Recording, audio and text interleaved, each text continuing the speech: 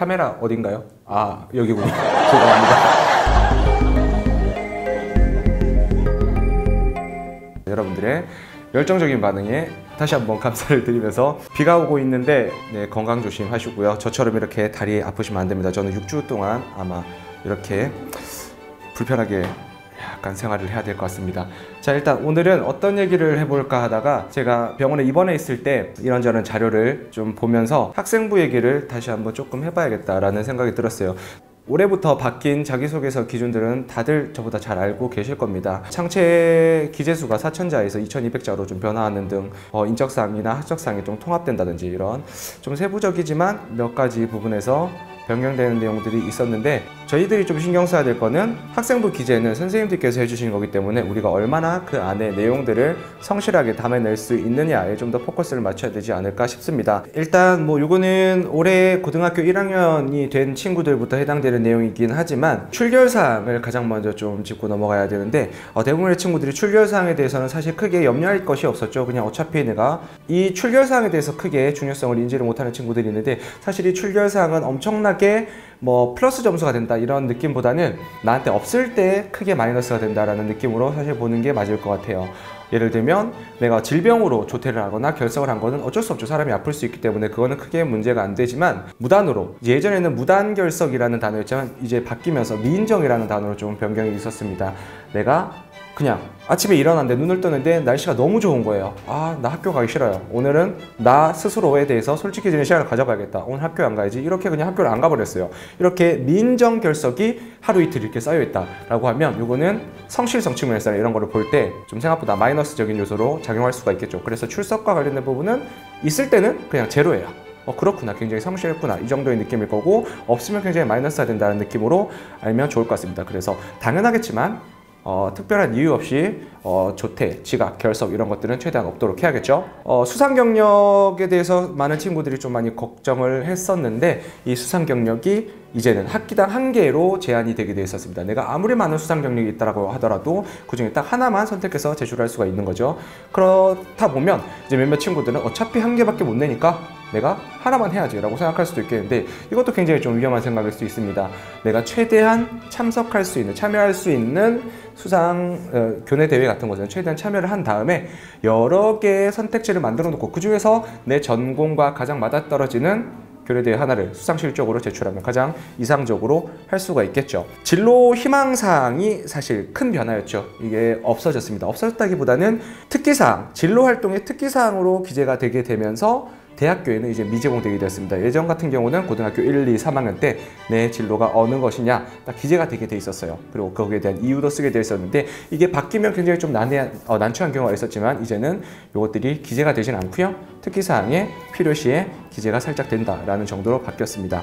진로 희망사항이 없어졌다 하더라도 여러분들은 여전히 내 진로에 대해서는 최대한 구체화할 수 있도록 노력을 해주셔야 됩니다. 뭐 조언 하나만 드리자면 굉장히 많은 전공들 중에서 누구나 다 알 법한 전공들보다는 예전부터 유명했고 강했던 그런 전통적인 전공들보다는 조금 요즘 트렌드에 맞춰서 4차 산업혁명 시대에 맞춰서 새롭게 생겨나고 있는 신설 전공들이나 유망 전공들 그리고 융합 전공들에 초점을 좀 맞추시는 게 좋을 것 같습니다. 사실 이거는 인터넷 검색창에 뭐 융합 전공이라던가 신설 전공이라고만 치셔도 굉장히 블로깅이 잘 돼 있어요. 내용들을 찾아보시는 데 어렵진 않을 텐데 따로 시간을 내지 마시고 여러분들이 남는 시간 있죠. 뭐 이렇게 통학을 하면서 학교를 간다거나 이제 집으로 돌아온다거나 아니면은 점심 먹고 저녁 먹고 잠깐 남는 시간 또는 공부가 집중이 잘 안 돼서 잠깐 쉬는 시간 아니면 가장 좋은 시간은 화장실 가서 스스로의 큰 고민을 덜어내는 시간 이런 시간에 그냥 스마트폰으로 보는 거예요. 내가 하고 싶은 거다. 이거 나랑 너무 맞을 것 같은데 라는 네임이 있다. 그러면 직접 클릭해서 들어가 보시는 거죠. 실제로 그 대학 그 학과에 입학했을 때 1, 2, 3, 4학년 때 어떤 과목들을 배우는가 실제로 졸업한 선배들은 어느 쪽으로 취업을 하던가 대학교에서는 취업률이 뭐 98% 이렇던데 실제 취업률은 어느 정도이던가 혹시나 4년 내내 영어로 수업을 하진 않는가 이런 것들을 쭉 보시면서 내가 이 전공에 정말 재미있게 잘 녹아들 수 있겠느냐를 고민을 하시라는 거죠. 이 작업을 계속해서 반복을 해주셔야 됩니다. 더 이상 예전처럼 엄마 손 붙잡고 키자니아 간다고 여러분들의 꿈이 결정되는 시대가 아니죠. 내가 계속해서 그 전공들을 찾아 나가셔야 됩니다. 그렇게 하시면서 1, 2, 3학년 때 전공들을 세분화시킬 수 있다면 그에 맞게 여러 자동봉진 활동들도 맞는 활동들로 채워 넣을 수 있을 거라고 생각을 합니다. 카메라 어딘가요? 아, 여기군요. 죄송합니다. 구도가 굉장히 자주 바뀌어요. 자, 그래서 계속 이어서 하자면 다른 쪽으로 좀 변화된 것 중에 하나가 이제 자율 동아리들을 내가 학교에서 고정적으로 이제 운영되는 동아리에서 내가 하고 싶은 것을 찾지 못했을 때 자율 동아리들을 적극적으로 개설을 하다 보니까 이 자율 동아리 기재 개수를 제한을 좀 했습니다. 그래서 이 자율 동아리는 학년당 1개가 기재가 되도록 좀 변화가 됐는데 요것도 뭐 크게 저는 나쁘다고 생각을 하지는 않아요. 물론 내가 하고 싶은 분야, 내 전공 분야와 진로와 관련된 분야에 대한 동아리가 학교에 개설되어 있다면 가장 좋겠지만 그러지 않은 경우에는 너무 욕심을 부려서 이것저것 다 하기보다는 정말 딱 내가 하고 싶은 분야에 포커스를 맞춰서 요 자율 동아리를 1년간 한번 끌고 가보겠다. 이렇게 구상을 하시는 것도 굉장히 나쁘지 않을 거라고 생각합니다. 너무 자신의 흥미 위주라기보다는 아까 말씀드렸듯이 내가 하고 싶은 분야, 전공과 관련된 전공적 합성을 잘 살릴 수 있는 분야에 대해서 마음 맞는 친구들이랑 같이 단순히 가서 어떤 시간을 보낸다는 느낌보다 매일매일 또 매주 그 시간마다 해야 될 프로젝트들을 좀 넓게 그려봐서 보셨으면 좋겠어요. 가장 학생부 얘기를 하면서 여러분들에게 드리고 싶은 말인데 이 학생부가 선생님께서 기록을 해 주시는 거긴 하지만 이 학생부 안에 들어가는 내용을 만들어내는 건 여러분들이라는 걸 반드시 명심을 하셔야 될 것 같아요. 선생님들은 말 그대로 기록만 해주시는 거죠. 모든 학교에서 모든 선생님들이 그러시진 않겠지만 대부분 선생님들이 매주 동아리 활동에 가서 뭘 하는지, 독서를 어떤 걸 읽었는지, 수업 시간에 어떻게 하고 있는지, 자동본질 이런 모든 것들을 다 알 수가 없습니다. 이게 학기 말에 돼서 그 모든 내용들을 기재를 할 때 여러분들이 이것들을 잘 조합해서 선생님께 드리지 않으면 선생님들은 이거를 써줄 수가 없다는 말이죠.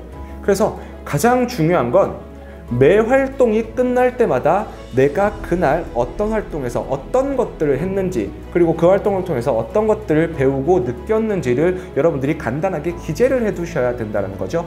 내 활동, 내 스토리를 담아내는 것, 만들어내는 것은 내가 할 역할이고 선생님들은 단순히 기록만 해주시는 것이다. 그럼 어떻게 해야 되냐? 내 전공 적합성을 살릴 수 있을 만한 활동들을 최대한 짜임새 있게 구성을 해놓고 그때그때 매 활동이 끝날 때마다 그것들이 어떤 활동이었는지 몇 월 며칠 언제 한 활동이었는지 그것들을 하고 나서 배우고 느낀 점이 무엇이었는지를 짤막하게 기록해두고 이것을 관리만 해나갈 수 있다면 나중에 여러분들의 학생부가 지금보다 훨씬 더 풍성해질 수 있다는 거죠.